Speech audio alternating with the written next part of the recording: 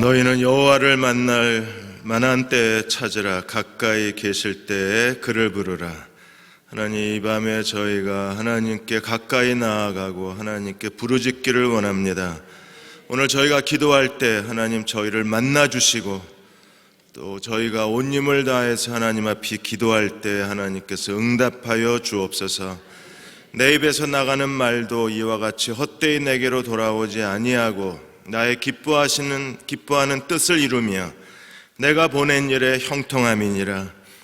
하나님께서 오늘 밤 종들의 기도를 들으셔서 하나님의 모든 말씀이 헛되이 하나님께로 돌아가지 않게 하여 주시고, 하나님이 기뻐하시는 뜻이 이 밤에 기도를 통하여 응답되게 하여 주시고, 우리가 전심으로 기도할 때 하나님이 명하여 보내신 일에 형통하시는 이 밤이 되게 하여 주옵소서. 기도하겠습니다. 종들의 기도를 응답하여 주옵소서. 전심으로 부르짖겠습니다. 하나님의 뜻이 이루어지는 이 밤이 되게 하여 주옵소서. 예수님의 이름으로 간절히 기도하옵나이다. 아멘. 옆에 계신 분하고 같이 인사하시겠습니다. 하나님의 뜻이 이루어지시기 바랍니다 하고 인사 같이 나누겠습니다.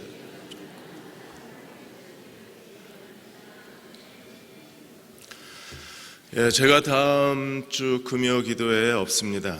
한 주간 동안 미국 집회를 다녀올 예정인데, 그래서 다음 주 금요일 날 특별한 기도회를 준비를 했습니다.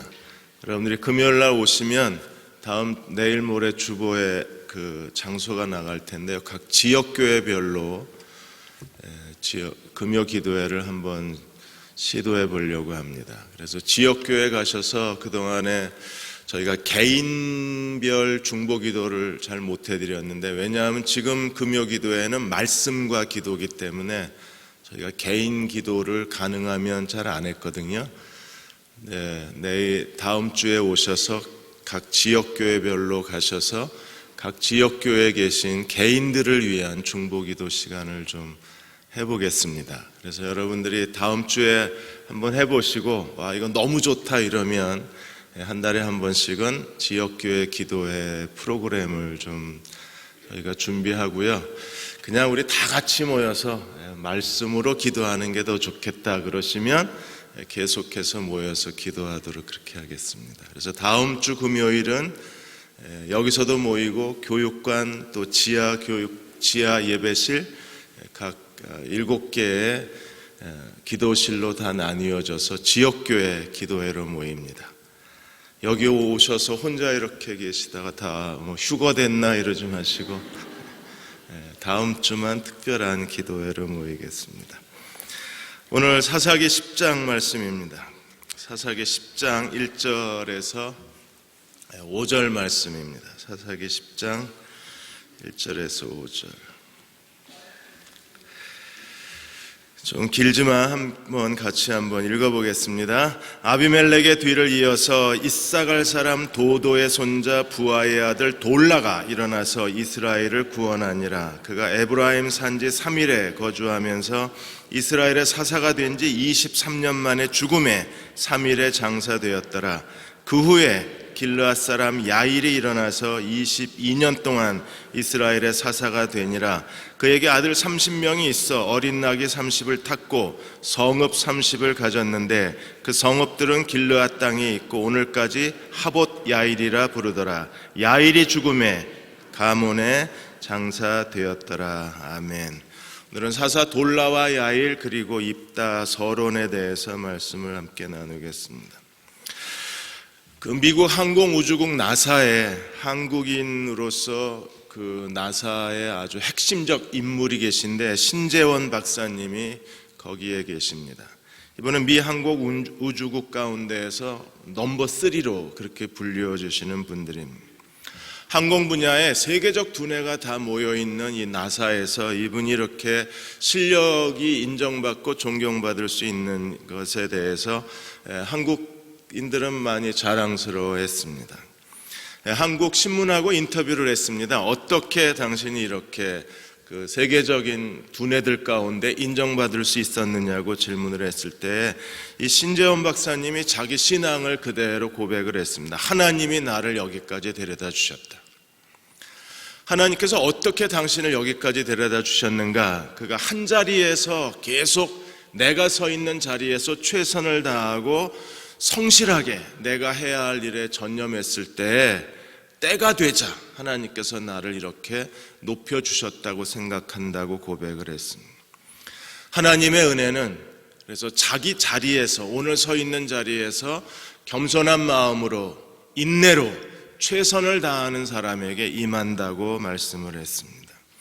하나님이 쓰시는 사람들이 우리가 보지 못하는 곳에서 이렇게 하나님이 높이시고 하나님이 쓰시고 하나님이 영광스럽게 하는 사람들이 많이 있는 거예요. 우리 주변에 우리가 알고 있는 사람들도 많지만 보이지 않는 곳에서 하나님께 쓰임받는 사람도 많이 있습니다. 우리는 9장에서 여룻바알의 아들 아비멜렉이 어떤 충격적 사건을 일으켰는가, 어떤 반란을 일으키고 반역의 사건을 일으켰는가를 우리가 함께 살펴보았습니다. 9장을 두 번에 나눠서 하려다가 너무 끔찍해서 그냥 한 번으로 줄여버렸습니다. 이런 일이 일어날 수가 없는데 이런 일이 일어난 거예요. 그리고 지금 이 시대에도 여러분, 우리가 하나님의 눈으로 보면 지금 이 시대에도 똑같은 일이 반복이 돼요. 목사님들은 부지런히 황금 에봇을 만들어 걸어놔요. 왜냐하면 황금 에봇을 만들어 걸어놔야 사람들이 모이니까. 그래서 온갖 종류의 에봇을 다 만들어서 교회 하나다 걸어놓고 사람들은 그 번쩍거리는 황금 에봇에 이끌려서 거기에 뭐가 있는 줄 알고 사람들이 모여들기를 시작하고 거기에 교회 성장이라는 게 이루어지는 거예요. 그런데 황금 에봇의 결말은 뭡니까? 아비멜렉의 반란입니다. 그래서 교회 안에 지금 아비멜렉의 그런 여러 가지 혼란스러운 일, 그리고 고통스러운 일, 반역과 배신과 다툼이 일어나고 있는 이유가 지금 한국교회 지금 이 현상이 황금 에봇 이후에 하나님이 이미 사사기에서 아비멜렉 현상으로 경고하신 일들이 교회 안에 일어나고 있는 거예요. 그리고 오늘 10장 1절에서 5절까지 아비멜렉 반란 이후에 하나님이 우리에게 또 다른 하나님의 섭리를 보여주고 계신데 그게 소사사 이야기입니다. 우리는 이미 소사사 한 사람의 얘기를 3장에서 봤습니다. 이 소사사 두 사람의 얘기, 돌라와 야일의 이야기가 나오는데 놀랍게도 돌라와 야일에 의해서 무려 45년 동안이나 이스라엘이 평안의 시대를 누려요. 45년. 어떻게 이런 일이 가능한가? 우리는 돌라와 야일에게서 하나님의 어떤 흔적도 발견할 수 없습니다. 대부분 사사들은 하나님이 사사를 세우시고 여호와의 신이 임하거나 아니면 하나님의 특별한 은혜를 체험하거나 하나님이 그들과 더불어 싸우셨다고 하는 분명한 전쟁의 기록이 있는데 돌라와 야일 소사사에게는 그런 얘기가 전혀 없어요. 10장 1절에서 2절까지 돌라가 나오고 3절에서 5절까지 야일이 나오는데 돌라에 대해서 어떤 기록이 나오나요? 아비멜렉의 뒤를 이어서 이사갈 사람 도도의 손자 부하의 아들 돌라가 일어나서, 그럼 자기가 일어난 거예요. 다른 사사들은 하나님이 일으키셨어요. 근데 지금 소사사는 자기가 스스로 자원을 했어요. 하나님이 세우신 사사가 있고 스스로 자기가 헌신한 사사가 있는 거예요. 사도행전에도 보면 예수님이 직접 세우신 사도들이 있고 교회가 임명해서 세운 교회 사도가 있습니다. 주님이 세우신 사도가 있고 교회가 그 헌신과 그 영성을 인정을 해서 교회가 임명한 교회 사도가 있는 것처럼 사사도 대사사, 소사사가 나누어지는데 저희가 소사사라고 부르는 것은요, 키가 작아서가 소사사가 아니고 사람됨이 작아서 소사사가 아니라 그냥 기록된 분량이 적어서 소사사예요. 다른 사사들은 막 2장, 석 장씩 기록이 되어 있는데 이 소사사들은 불과 몇 줄밖에 기록이 안 돼 있어요. 지금 돌라와 야일 두 소사사도 다 합쳐서 5줄밖에 안 되잖아요. 그래서 기록의 분량이 적어서 소사사라고 불려지는 겁니다. 돌라라는 사사에 대해서는 그 사람이 어떤 가문의 사람인지 그 사람의 가문에 대한 설명이 나와요. 그래서 그 돌라는 어떤 사람입니까? 이사갈 사람 도도의 손자 부하의 아들 돌라가 일어나서, 그래서 그 사람이 어떤 가문에 속한 사람인가를 설명하고 있습니다. 돌라라는 이름의 뜻은요, 벌레라는 뜻입니다. 우리가 그에 대해서 알 수 있는 게 아무것도 없어요. 그냥 그의 어느 지파 사람이고 어느 가문의 사람이고 그의 아버지가 누구고 할아버지가 누군지 그 집안 어른들 조상의 이름만 알고 있지 그 사람에 대해서 아는 게 전혀 없어요. 그냥 이름으로 추측해 보건대 굉장히 겸손한 사람이었을 거라고 추정을 합니다. 아비멜렉은요, 그 독재와 잔인한 리더십으로 인해서 이스라엘 전체에 고통을 가져다 주어서 세겜 데베스가 전부 다, 데베스는 화재로 다 성이 불타기 직전에 다행히 하나님께서 그 성을 구출해 주셨지만, 아비멜렉에서 불이 나와서 세겜을 불태우고 세겜에서 불이 나와서 아비멜렉을 불태우고, 이런 하나님의 저주가 그대로 아비멜렉 시대에 임했습니다. 그런데 이 돌라는요, 그의 겸손함으로 말미암아 그가 어떻게 했습니까? 돌라가 일어나서 이스라엘을 구원하니라 그랬어요. 사사에게 표현되었던 이 표현이 그대로 돌라에게 다시 반복이 되는 거예요. 그 돌라도 일어나서 이스라엘을 구원했다고 했습니다. 그리고 소사사 가운데 가장 오랜 기간 통치했는데 무려 23년을 통치하고 그가 장사 지낸 바 되어, 그리고 나서 3절에 보시면 그 뒤에 다시 누가 세움을 받습니까? 길르앗 사람 야일이 일어나서, 이 사람은 22년간 통치를 하는데, 그 야일에 대해서는요, 그의 족보에 대한 설명이 나오는 게 아니라 야일은요, 오히려 자녀에 대한 설명이 나와요. 조상 아니면 자녀, 이렇게 야일과 돌라가 갈라집니다. 그래서 야일은 어떤 사람이었어요? 그에게 아들 30명이 있어서 어린 낙이 30을 탔고, 아들 30명, 그런데 그 아들이 전부 뭘 탔어요? 어린 나귀를 탔습니다. 구약에서 어린 나귀를 탔다는 것은요, 그가 얼마나 부자고 사회적 지위가 있고 그리고 얼마나 지도자적인 사람인가를 설명하는 게 어린 나귀를 탄 겁니다. 그러니까 30명의 아들이 전부 어린 나귀를 탔으니까 이 야일은요, 그 지역에서 상당한 부자고 사회적 지위가 있고 거의 왕족과 같은 사람이었을 거예요.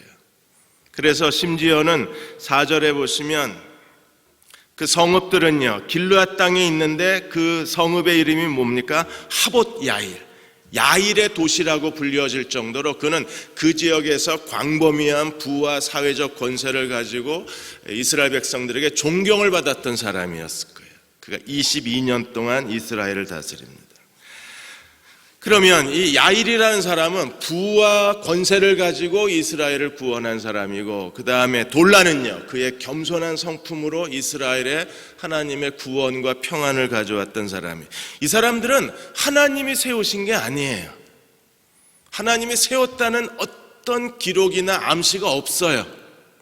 그냥 스스로 일어나 사사가 됐다 그랬어요.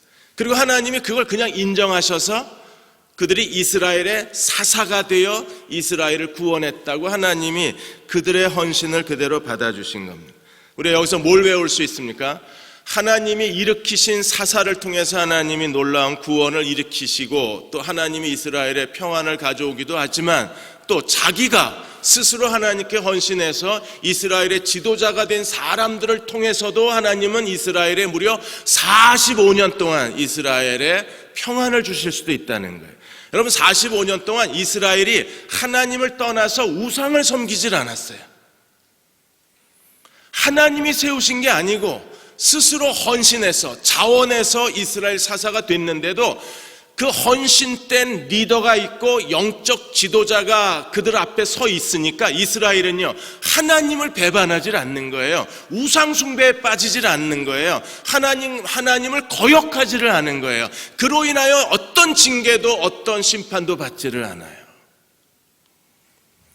지도자만 있으면, 그게 하나님이 세우신 지도자든 자원한 사람이든 영적 지도자, 영적 리더, 이스라엘 목자가 우리 앞에 서 있는 동안에 우리는 타락하지 않는다는 거예요. 배교하지 않을 수 있다는 거예요. 그러니까 영적 지도자가 얼마나 중요한가를 우리들에게 설명해 주고 있는 거예요. 사랑하는 여러분, 여러분이 이 시대에 돌라와 야일처럼 기드온처럼 거대한 하나님의 은혜를 가져올 필요가 없어요. 왜냐하면 뒷모습이 너무나 안 좋았잖아요. 그러니까 큰 은혜를 받은 사람일수록 더 위험하잖아요. 나중에 이런 사람들이 넘어지면 더 이스라엘에 더 큰 고통을 가져오게 되니까. 그런데 소사사 같은 사람이 그들의 사회적 지위와 부와 자신의 겸손함을 가지고 이스라엘의 사사가 됐을 때 하나님은 그런 사람을 통해서도 얼마든지 이스라엘을 45년 동안 하나님을 떠나지 아니하고 하나님 앞에서 하나님이 주시는 구원과 평안을 누리게 하실 수 있다는 거예요. 그러니까 우리 한 사람이 하나님 앞에 오늘 헌신하고 오늘 충성하고 오늘 하나님 앞에 신실하게 사는 게 얼마나 중요한지 모릅니다. 나 한 사람이 헌신하면 내 가정과 내 주변과 내가 속해 있는 교회와 그리고 내 곁에 있는 사람들이 마치 하나님의 평안과 하나님의 은혜를 누릴 수 있는 하나님의 섭리의 문을 열어주기 때문에 우리 주변에 하나님께 헌신된 사람들이 많을 필요가 있는 거예요. 이스라엘의 우악 가운데 어느 한 그 양떼를 모는 목동들이 하나님 앞에 계속 부자가 되게 해달라고 기도를 했는데 어느 날 하나님께서 이 기도에 응답을 해주셔서 이 목동들한테 하나님께서 조약돌을 신발 속에 집어넣으라 그랬어요. 얼마나 넣을까요? 니들이 알아서 넣으라 그랬습니다. 그러니까 부자가 되게 해달라고 그랬는데 하나님은 조약돌을 신발에 넣으라 그러니까 투덜거리며 어떤 사람은 뭐라는 거야 이러고 하나 집어넣은 사람도 있고 어떤 사람은 하나님께서 뭔가를 주시기 위해서 우리에게 명령하셨나 보다 그리고 순종해서 신발을 조약돌로 가득 채운 사람도 있었고 각자 자기 믿음에 따라서 신발에다 조약돌을 넣은 거예요. 왜 넣으라고 그럴까? 모르지 뭐. 그냥 하나님 말씀하시는 대로 순종하는 거지. 이렇게 해서 각자 신발에다 조약돌을 넣고 잠을 잤습니다. 아침에 일어나서 신발에 뭐가 들었나 꺼내보는 순간에 그 아침 햇살에 다이아몬드가 번쩍거리고 있었어요. 하나 넣은 사람은요 얼마나 억울했겠어요. 순종하고 조약돌을 신발에 가득 채운 사람은요 정말 부자가 되게 해준 거예요. 하나님이 부자가 되게 해달라고 기도했는데 하나님이 시키신 일은 조약돌을 신발에 집어넣으라는 겁니다.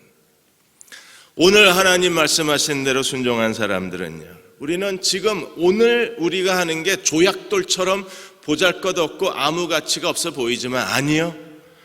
오늘 하나님께 우리가 드리는 게 조약돌처럼 아무 가치가 없고 평범하고 그리고 뭔가 중요한 일처럼 느껴지지 않지만 그러나 우리가 조약돌을 하나님 명령대로 신발 속에 넣었을 때 어느 날 이게 다이아몬드로 바뀌어서 우리의 소원을 이루어주게 되는 거예요. 하나님을 가까이 하고 하나님을 마음을 다해서 섬기고 열정을 다해서 하나님을 기쁘시게 해야 할 이유가 여기에 있습니다. 그게 비록 오늘은 조약돌처럼 아무 가치가 없어 보이지만 이게 내일은 빛나는 다이아몬드가 되어서 우리가 하나님 앞에 어떤 사람인가를 증명해 줄 수 있기 때문에 그래요. 아비멜렉 이후에 혼란스러웠던 이스라엘의 부끄러운 역사가 돌라와 야일이라는 소사사 두 사람으로 인하여 무려 45년간 그들은 하나님을 떠나지 아니하고 평안의 시대를 누립니다. 그러나 이 소사사가 죽자 똑같은 일이 다시 반복이 되는 거예요. 10장 6절에 보시면 다시 타락이 시작이 됩니다. 이스라엘 자손이 다시 여호와의 목전에 악을 행하여 바알들과 아스타롯과 아람의 신들과 시돈의 신들과 모압의 신들과 암몬 자손의 신들과 블레셋 사람들의 신들을 섬기고 여호와를 버리고 그를 섬기지 아니하므로 이제는요 가나안 7족 속의 모든 신이 다 종합 정시장이 되어버렸습니다. 한 구약신학자는 이 10장 6절을 가리켜서 완벽한 배신이라고 그랬습니다. 하나님을 떠나서 배신하는 게 하나님을 떠나서 반역하는 것도 반역이 계속 되풀이되면서 점점점 확장이 돼서 반역의 절정에 이른 거예요. 하나님이 가나안 7족속을 내어 쫓으라 그랬는데 가나안 7족속의 모든 신이 다 이스라엘 안에 들어와 있는 겁니다. 여기가 가나안 땅인지 이스라엘 땅인지 전혀 구분이 되질 않는 거예요. 왜? 가나안 모든 우상이 다 이스라엘의 숭배의 대상이 되어버린 거예요. 이스라엘은 어떻게 했습니까? 여호와를 버렸다 그랬어요. 그들은 여호와를 버리고 하나님을 섬기지 않았다 그랬습니다. 오늘 이 시대에도 하나님을 버리고 하나님을 더 이상 섬기지 않습니다. 여러분, 하나님을 버린 사람들의 특징이 뭡니까?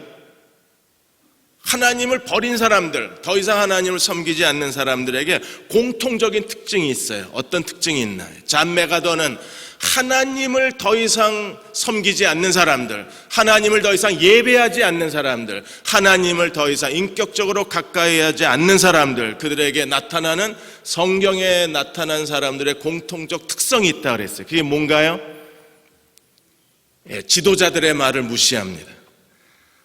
그들은요, 부모의 말을 거역을 합니다. 부모의 권위가 인정이 되지 않아요. 지도자의 권위가 인정되지 않는 사람들, 그들은 이미 하나님을 거역하기 시작한 사람들의 그런 공통적 현상에 빠진 것으로 보아도 좋다고 그랬어요. 우리가 하나님을 경외하지 못하게 되고 하나님의 권위를 인정하지 않으면 하나님의 권위의 대행자가 인정이 안 되는 거예요. 권위의 대행자가 누구예요? 가정에서는 아버지입니다. 권위의 대행자가 누굽니까? 내 곁에 있는 내 신앙의 선배들입니다. 그들의 권위를 우리가 인정하지 않으면 그건 이미 하나님의 권위가 인정되지 않은, 집안에서 자녀들이 아버지의 권위가 인정하지 않으면 그 집안에는 이미요, 자녀들이 하나님 경외하는 것을 잊어버린 거예요. 자녀들은 아버지의 권위를 인정할 줄 알아야 되는 거예요.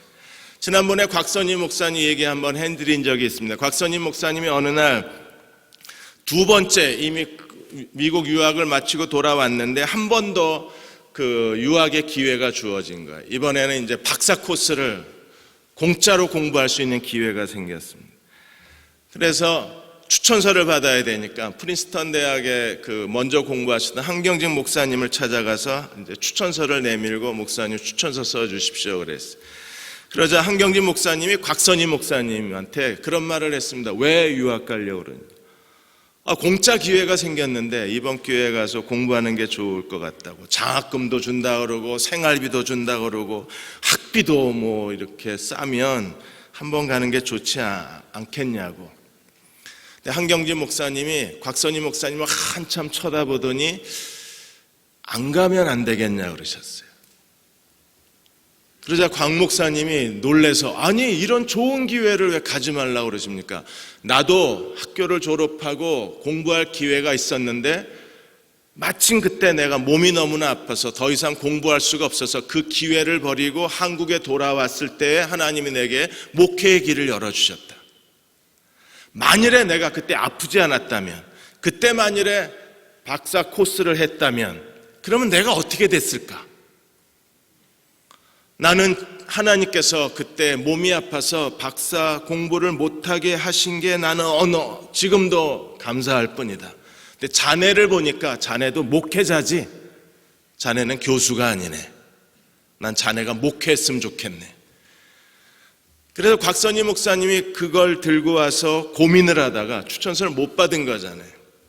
이게 정말 하나님께서 원하시는 것인가를 고민을 하다가 굉장히 마음에 갈등을 한 거예요. 왜? 이건 자기 일생에 두 번 다시 없는 기회인데. 그런데 하나님의 권위를 인정합니다. 하나님께서 한경직 목사님을 통해서 내게 말씀하신 거라고 인정을 하고 그걸 찢어버려요. 입학원서를. 그래서 오늘 우리가 알고 있는 소망교회의 곽선희 목사님이 나온 거예요. 뒷모습이 좀 좋지는 않지만 그래도 우리가 알고 있는 한국의 설교 목사로서의 최고의 목사가 만들어진 거예요. 만일에 그분이 그냥 한경진 목사님의 권고를 무시하고 자기가 못 갔으니까 나도 못 가게 이러고 그냥 가버렸으면 우리는 한경진 목사님을 곽선희 목사님을 못 만났을 거예요. 왜? 신학교에서 시간 강사하시느라고 왔다 갔다 하고 계셨을 테니까. 그런데 정말 한국이 자랑하는 목사님 한 분을 만날 수 있었던 것은 그가 자기의 선배를 그 영적 멘토의 권위를 인정했기 때문에. 하나님을 버린다는 것, 그건 우리 일상생활에서도 얼마든지 눈에 보여요. 그 사람이 우상을 안 섬길 뿐이지 이미 하나님의 권위를 버린 거예요. 그게 내 주변의 영적 선배, 그 다음에 영적 지도자, 내 영적 멘토의 말을 무시하거나 여러분들의 가정에서 부모의 권위가 무시되거나, 이건 이미 하나님을 버린 현상이기 때문에 우리가 그런 면에서 주의할 필요가 있는 거예요. 하나님을 섬기지 아니하자 하나님이 어떻게 하셨어요? 7절에 여호와께서 이스라엘에게 진노하사 블레셋 사람의 손과 암몬 자손의 손에 그들을 팔아버리셨습니다. 여러분, 벌써 계속 사사기 사이클이 반복이 되는 거예요. 그들이 가나안 우상을 섬기면 하나님이 어떻게 하셨어요? 가나안 족속에게 수치스러운 노예가 되게 만들어 주셨잖아요. 이런 고통이 반복이 됐는데도 불구하고 그들은 여전히 정신을 못 차리는 겁니다. 그래서 결국에 하나님께서 블레셋 손에 파시고 암몬 자손의 손에 파신 게 이게 사사기 후반부가 되는 거예요. 암몬이 공격해 왔을 때에는 입다를 통해서 하나님이 구원하시고, 블레셋 공격에 대해서는 하나님이 마지막 삼손을 통해서 이스라엘을 구원하시는 거예요. 오늘 우리가 하나님 앞에서 지금 나는 하나님을 섬기고 하나님을 예배하는 사람인가, 아니면 하나님을 버리고 우상에 빠져 있는 사람은 아닌가를 되돌아볼 필요가 있습니다. 우리가 하나님보다 뭔가를 더 중요하게 생각하고 있고 하나님보다 뭔가를 더 두려워하고 있다면 그게 이미 하나님을 버리고 우상에 빠진 거잖아요. 박사학위 얘기가 나왔으니까 그 중국에 선교의 새로운 역사를 일으키고 선교의 부흥을 일으켰던 분이 잔성이라는 선교사입니다. 이분이 미국의 유니온 대학에서 박사학위를 받고 그리고 중국으로 돌아가서 중국의 새로운 선교의 열풍을 불러일으키신 분이셨는데, 이분이 박사 코스를 공부하시고 그분이 공부를 다 마치고 이제 배를 타고 돌아가던 길이었었어요. 배를 타고 중국으로 돌아가는 길에 너무 이제 피곤해서 어느 날 잠이 들었는데 꿈에 자기 장례식이 열리는 거예요. 관이 하나 누워 있는데 관에 잔성 그 선교사의 장례식이 열리면서 거기 자기 시체가 있는 게 보이는 거예요. 그래서 자기 얼굴을 이렇게 본 거예요. 이렇게 자기 얼굴을 봤는데 이 잔성이 박사 가운을 입고 박사 그 모자를 쓰고 품에 박사 학위증을 들고 관 속에 누워 있는 겁니다. 그래서 꿈에서 깨어나서 무릎을 꿇고 하나님 앞에 기도해서, 하나님, 이 꿈이 도대체 뭘 의미하는 겁니까? 하나님께서 왜 이런 꿈을 저에게 보여주셨습니까? 그때 하나님이 이런 말씀을 하셨습니다. 너는 나보다 박사학위가 더 좋은가 보다. 하나님께서 그런 깨달음을 주시자 그날 그 시간에 가방을 열어서 박사 가운, 박사모, 박사학위증 다 바다에다 던져버렸어요.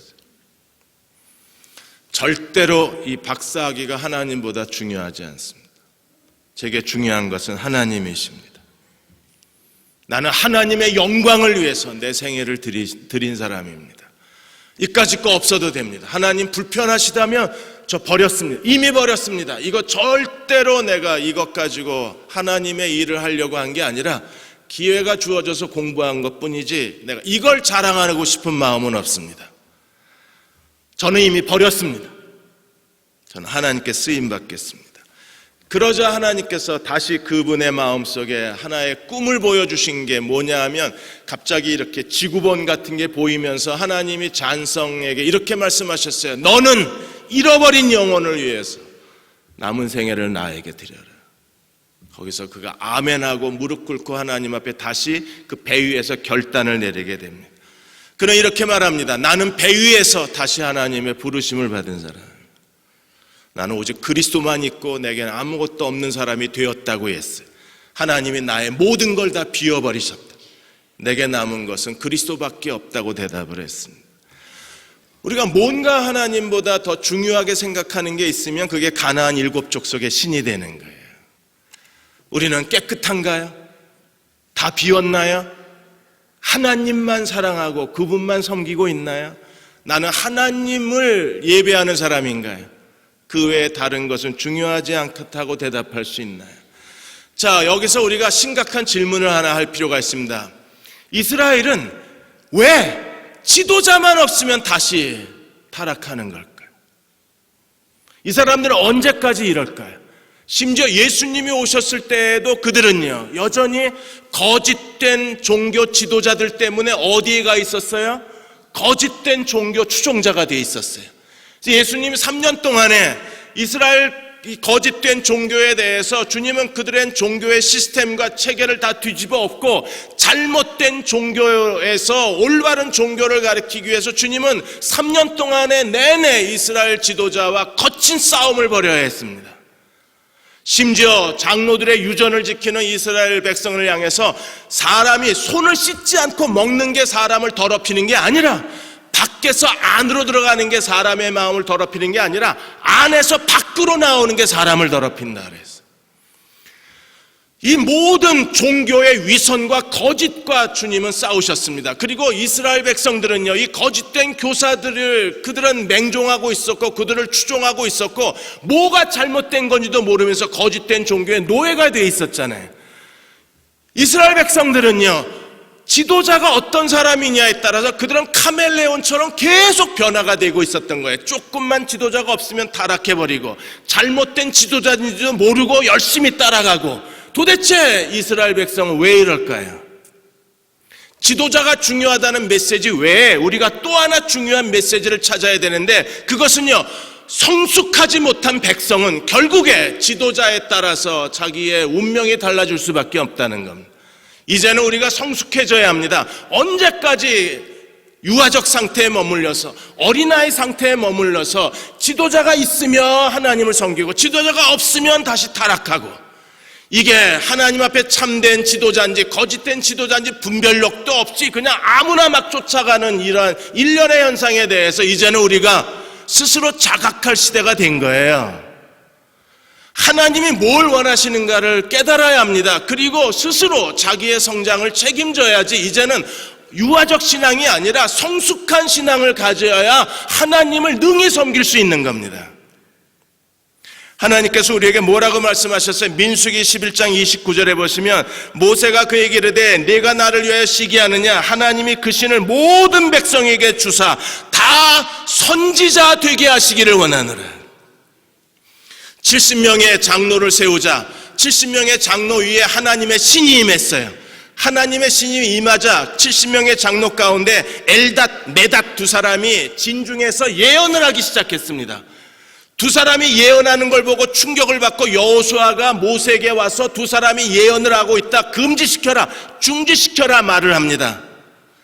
그러자 모세가 네가 나를 위하여 질투하느냐고 소리 지르면서 이 말씀을 한 게 오늘 본문인 거예요. 하나님은 모든 사람에게 다 성령을 주셔서 모든 사람이 다 선지자 되길 원하는 게 하나님의 뜻이라는 겁니다. 몇몇 예언의 은사 받았다는 사람들이 예언하는 게 그게 하나님 뜻이 아니라, 여러분 안에 성령이 계신 걸 믿으십니까? 하나님의 신이 우리 안에 내주하는 걸 믿으십니까? 정말 성령이 여러분 가운데 임하셨나요? 왜 대답이 점점 작아지십니까? 그러면 하나님의 기대하시는 게 뭐예요? 모든 사람이 다 선지자 되기를 원하는, 그만큼 성숙해지기를 원하시는 거예요.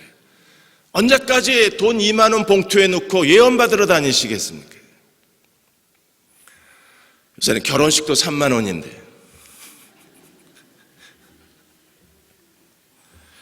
출애굽기 19장 5절 6절에서 하나님 뭐라 그러셨어요? 세계가 다 내게 속하였나니 너희는 내 말을 잘 듣고 내 언약을 지키면 너희는 열국 중에서 내 소유가 되겠고 너희가 내게 대하여 제사장 나라가 되고 거룩한 백성이 되리라. 구약시대에는 아론의 자손들만 제사장이 됐어요. 레위지파 사람들만 하나님을 섬기는 일을 감당할 수 있었습니다. 그들만 하나님과 백성 사이에 중간 위치에서 특별한 하나님의 은혜를 누렸습니다. 그러나 신약에 와서는요, 예수께서 십자가의 죽으심으로 지성소와 성소를 가로막고 있던 휘장이 찢어졌어요. 아래에서 위로 찢어진 게 아니라 위에서 아래로 찢어졌습니다. 이제는요, 하나님의 지성소로 나아가는 새롭고 산 길이 열렸습니다. 예수 그리스도를 믿고 구원받은 우리는 다 이 시대에 거룩한 제사장이 되어서 하나님을 예배할 수 있는 제사장의 의무가 우리에게 있고, 우리는 이 시대에서 제사장으로 하나님을 섬기는 사람들입니다. 하나님의 뜻이 뭐예요? 모든 사람이 다 제사장 되는 거예요. 모든 사람이 다 선지자가 되는 거예요. 하나님의 뜻이 뭔가요? 히브리서 5장 12절에 때가 오래므로 너희가 마땅히 선생이 될 터인데 너희가 다시 하나님 말씀의 초보가 무엇인지 누구에게 가르침을 받아야 할 것이니 젖이나 먹고 단단한 식물을 못 먹을 자가 됐다는 겁니다. 때가 오래므로 이제 뭐가 돼요? 선생이 돼야 되는데 아직도 뭘 먹고 있어요? 젖이나 먹고 있는 거예요. 여러분, 나이 40, 50이 됐는데 아직도 기저귀 차고 다닙니다. 하기스가 좋답니다. 이거 어떻게 해야 됩니까? 아직도 기저귀 차고 다니고 아직도 젖병 물고 다니고, 젖병은 그래도 국산이 제일 낫답니다. 아직도 우유 먹고 살고. 때가 오래므로 너희가 선생이 되라고 그랬는데 하나님의 뜻이 뭔가도 분별을 못하고, 복음의 진리가 뭔지 설명도 못하고, 예수 믿는다는 게 뭔지 전혀 이해를 하지 못하고, 그냥 자기가 기분에 좋으면 뭔가 자기 마음에 들면 그 사람이 설교 잘한다 그러고, 자기가 이해를 못하면 설교 못한다 그러고, 그러니까 복음의 진리에 대한 지식의 규모가 전혀 없는 거예요. 선악을 분별치를 못하는 겁니다. 하나님 말씀을 이성적으로 분별할 능력이 없는 거예요. 사랑하는 여러분, 하나님은 다 선지자 되길 원하시고, 다 제사장이 되길 원하시고, 다 선생이 되길 원하시는 거예요. 그 정도로 우리가 성숙한 사람이 되면 어떤 일이 벌어집니까? 사사가 있든 없든 상관이 없어지는 거예요. 물론 여전히 우리에게 목자가 필요합니다. 영적 지도자가 필요합니다. 그러나 아무리 타락한 영적 지도자가 있다고 해도 우리는 이미 하나님 말씀의 진실과 거짓을 영적 분별할 능력이 있기 때문에 그들의 잘못된 가르침을 추종하지 않을 수가 있는 거예요. 우리는 하나님의 진리가 무엇인가를 알고 있기 때문에 성령의 계시와 하나님 말씀을 통해서 예수 그리스도를 믿는다는 믿음의 규모와 지식과 체계를 가진 사람이기 때문에 이 땅에서 성숙한 그리스도의 종으로 살아갈 수가 있는 거예요. 그리고 우리가 이 세상에서 해야 할 가장 중요한 일이 뭔가를 이성적으로 생각할 수 있어요.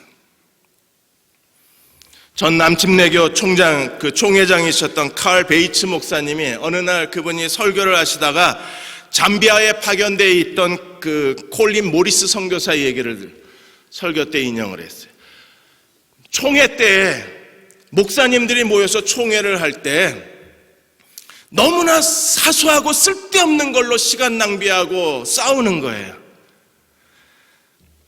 그래서 칼 베이츠 이 목사님이 이 콜린스 선교사님의 예를 들면서, 콜린 모리스 선교사님의 예를 들면서 어느 날 이 콜린 모리스가 그 선교지에 이렇게 순회하면서 방문을 하고 있었는데 선교지 가까운 지역에 사람들이 그 길거리에서 쓰러져 죽은 거예요.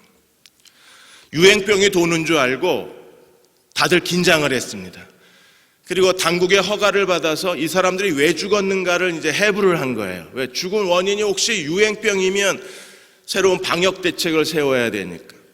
그래서 의료 선교사들을 통해서 그 보건소에 있는 의사들을 통해서 이 사람들을 해부를 했는데, 그 해부를 하고 이 콜린 모리스 선교사가 그 시체를 끌어안고 통곡을 했습니다. 뱃속에서 풀하고 흙이 발견이 된 거예요. 너무나 배가 고파서 죽은 겁니다. 너무 배가 고프니까 풀을 뜯어먹은 거예요.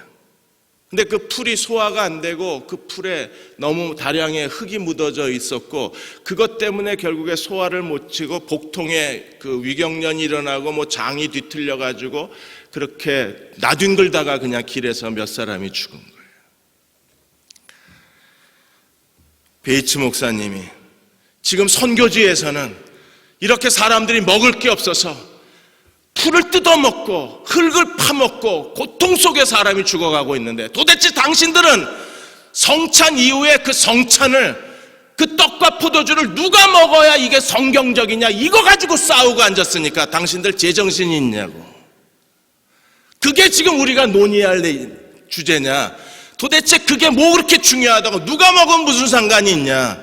성찬 남은 건데 누가 먹던 그게 무슨 그렇게 중요한 신학적 문제냐고. 우리가 정말 고민하고 우리가 다루어야 하고 우리가 정말 마음을 터놓고 얘기할 게 그렇게 없냐. 지금 선교지 한쪽에서는 이렇게 많은 사람들이 굶어 죽어가고 있는데 겨우 우리가 모여서 비싼 호텔에서 잠자고, 그리고 그 비싼 스테이크 먹어가면서 그 비싼 포도주 마셔가면서 여기서 겨우 논의한다는 게, 성찬 끝나면 남은 성찬을 누가 먹어야 되냐, 이거 가지고 벌써 몇 시간째 논쟁을 하고 있다면 이게 우리가 할 일이냐. 더 중요한 게 있는 거잖아요. 하나님의 복음을 깨닫고 하나님의 사랑을 깨닫고 그리스도의 진리를 깨달은 사람들은 어떤 게 더 중요하고 어떤 게 더 중요하지 않는 걸 알잖아요. 본능적으로 알잖아요. 그리고 우리가 정말 심각하게 고민하고 해야 할 일이 뭔가를 그들은요 이미 머릿속에 있잖아요. 이미 하나님이 그 거룩한 자각을 주신 거 아닌가요? 지금 뭘 하나님이 기대하시는가를 알아야 되잖아요.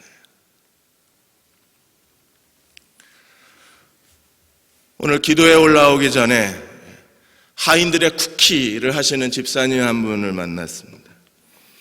이분들이 개업예배 작년 여름인가 개업예배 드리셨는데, 그때 이미 하인들 쿠키 이익금을 아이들 선교를 위해서 쓰시겠다고 하셨는데 이번에 그 첫 열매를 갖고 오신 거예요. 봉투에 넣어가지고 성경금이라고 써서 가지고 오신 거예요. 그래서 제가 너무 감사했습니다. 그리고 그걸 이제 Y에 있는 방과후 학교, 방과후 아카데미라는 게 Y에서 운영이 되고 있는데, 이게 돈이 없으니까 아이들을 제대로 먹이질 못하는 거예요. 그래서 거기 갖다 줘도 되겠느냐고 허락을 해주셨어요. 그래서 얼른 전화를 드렸습니다. 아이들 한번 실컷 돼지고기, 불고기, 삼겹살 파티라도 한번 해주고 싶었거든요.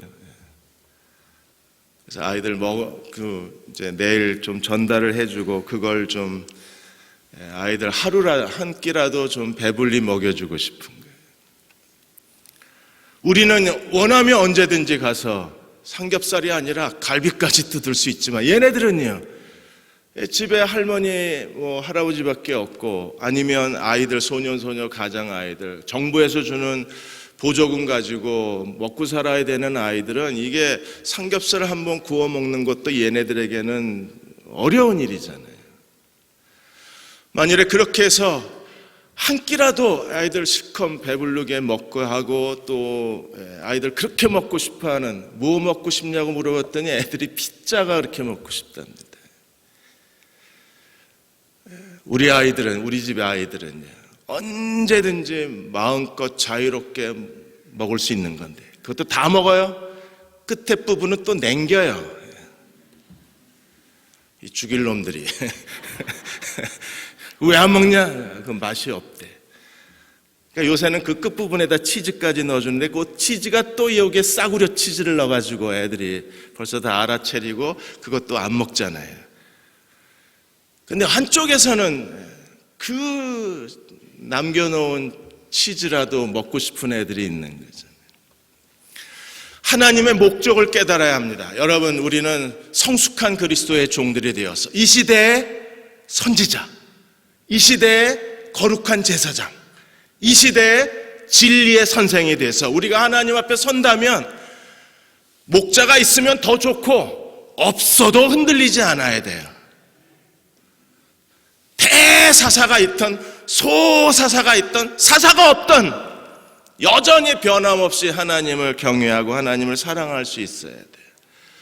지금 우리 주변에는요, 거짓 선지자, 거짓 교사들이 많이 불같이 일어났습니다. 베드로후서 2장 1절에 3절까지 보시면 민간에 또한 거짓 선지자들이 일어났냐니 이와 같이 너희 중에도 거짓 선생이 있으리라.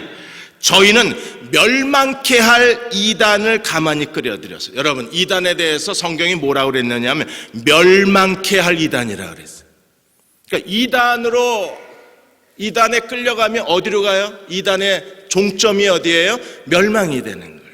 멸망케 한 이단을 가만히 끌어들여서 자기들의 사신 주님을 부인하고 임박한 멸망을 스스로 취하는 자들이라. 저희가 호색하는 것을 쫓으리니 이로 인하여 진리의 도가 회방을 받으리라 그랬어요.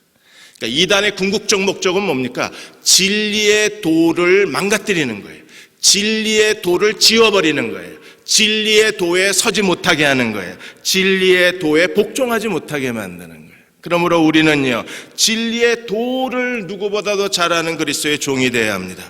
그래야 우리는 성령을 통해서 이 복음의 진리, 진리의 도를 아는 지식을 가져야 우리는 성숙한 사람이 되어서 이 시대에서 선지자처럼 하나님의 뜻을 알고 그분을 기쁘시게 섬기고 거룩한 제사장의 능력을 가지고 우리는 하나님을 참으로 예배하는 자로 살고, 그리고 진정한 말씀의 진리의 선생이 되어서 하나님 말씀이 무엇을 가리키는가를 알고 하나님이 기뻐하시는 걸 향할 수가 있는 거예요. 그런 성숙한 사람이 되어야 우리는 더 이상 사사기 사이클이 우리 안에서 돌지 않고 우리는 하나님을 기쁘시게 섬기는 그리스도의 종이 될 수가 있어요. 이를 위해서 하나님이 우리에게 주신 선물이 무엇입니까? 요한복음 15장 26절에 내가 아버지께로부터 너에게 보낼 보혜사 진리의 성령이 오시리니, 진리의 성령이 오시면 우리에게 하시는 일이 뭐예요? 진리의 성령이 하시는 가장 중요한 작업이 뭡니까? 그리스도를 증거하실 것이요 그랬어요. 누가 성령 충만한 사람이에요? 그리스도를 아는 사람들. 누가 성령의 은혜 가운데 성령의 충만함으로 사로잡힌 사람입니까? 그리스도를 사랑하는 사람들. 왜요? 성령은 그리스도를 증거하러 오신 분이시기 때문에 우리 시대에 어떤 사람이 성령 충만한 사람입니까? 어떤 사람이 성령의 기름 부음 받은 사람이에요? 어떤 사람이 성령께 복종한 사람입니까? 어떤 사람이 성령으로 사는 사람이에요? 예수 그리스도를 알고 사랑하고 섬기는 사람들이 성령의 사람인 거예요. 하나님께서 우리에게 은혜를 주셔서 우리가 정말 그리스도를 아는 진리의 도, 복음의 비밀, 그리스도를 믿는 믿음을 깨닫고 하나님의 복음의 지식 안에 세움을 받아서 이 시대에서 그리스도의 제자로 살게 되시기를 주의 이름으로 축원합니다. 이런 복음의 열정에 사로잡히는 여러분들이 되셨습니다. 로마서를 잘 아셔야 돼요. 그래야 안 속고 살 수 있어요. 로마서는 가장 기본이에요. 신앙의 구구단이에요. 그러니까 신앙의 구구단 모르면 우리가 수학 문제 아주 기본적인 덧셈, 뺄셈, 곱셈, 나눗셈이 안 되는 거잖아요. 그러니까 로마서에서 말하고 있는 복음의 그 진리, 이 기본 진리를 모르면 신앙생활에 덧셈, 뺄셈이 안 되는 거예요. 그러니까 뭐가 옳은 건지를 자꾸 몰라요. 그러니까 어떤 사람이 오면 이 사람이 옳은 것 같고, 어떤 유명한 목사가 또 와서 설교하면 그게 옳은 것 같고, 또 어떤 유명한 목사님이 와서 막 이것저것 하면 또 그게 옳은 것 같고, 그러니까 자기 안에 신앙의 주체성이 없는 거예요. 진리에 대한 확신이 없는 거예요. 여러분들이 로마서를 우리가 부지런히 배워서 하나님 말씀을 아는 지식에, 예수님을 아는 지식에 딱 이르기만 하면 그 다음엔 진리가 너희를 자유케 하리라, 진정한 자유를 경험하게 되면 그게 신앙의 성숙이 돼요. 일단 진리 안에서 예수 그리스도를 믿는 믿음의 성숙함을 가진 사람들은 안 흔들려요. 그들에게 사사기가 멈춰버려요. 더 이상 사사기가 안 돌아요. 그리고 그들은 끝까지 하나님을 경외하는 사람이 될 수 있어서 하나님이 그들을 통해서 하나님의 영광을 드러내실 수가 있는 겁니다. 사도행전 17장 11절에서 12절까지 보시면 베레아에 있는 사람들에 대해서 하나님이 이렇게 칭찬하셨습니다. 베레아에 있는 사람들은 데살로니가에 있는 사람보다 더 너그러워서 간절한 마음으로 말씀을 받고 이것이 그러한가 하여 날마다 성경을 상고함으로. 제가 어느 한 저희 교우에 이메일을 받고 너무 감사했습니다. 이분은 제가 설교하기 전에 먼저 그 성경 본문에 대해서 먼저 묵상하고 공부하고 오신대요. 그리고 설교를 들으면서 기록을 하고 집에 가서는 다시 그걸 펴놓고 공부를 하신대요. 3번을 하시는 거예요. 오기 전에 먼저 예습하고 그 다음에 설교를 들으면서 묵상하고 끝나고 나서 집에 가서 복습하고 이렇게 1년을 하니까 자기가 완전 딴 사람이 됐대요. 나 이제 목사님 없어도 되겠어요 이럽니다. 그래서 제가 축하를 드렸어요. 잘하셨다. 1년 만에 이 사람은 자기 안에 신앙의 성장이 느껴지신 거예요. 자기 안에서 자기가 이상하대. 성경만 피면 막 깨달아진대요. 그리고 요새는 무슨 즐거움으로 사시느냐 하면 자기가 미리 예습을 하고 아마 오늘 본문이 이런 뜻일 거라고 생각하고 예배 때 딱 설교를 들으면 거의 조경호가 그런 설교를 한대요. 야, 너도 별 수 없구나 하는 생각이 들더랍니다. 별 수 없죠. 왜? 다 성령이 가르쳐 주시는 거니까. 내가 무슨 특별한 사람이에요? 얼굴만 시커멓지? 별 수 없는 거예요. 그러니까 그걸 얘기하시는데 제가 얼마나 유쾌했는지 모르는. 그렇죠? 별 수 없죠. 왜? 단 성령 안에 있으니까. 그야말로 베레아 사람을 제가 하나 만난 거예요. 1년 만에 눈이 열려진 겁니다. 하나님이 자기에게 말씀의 눈을 열어주셨대요.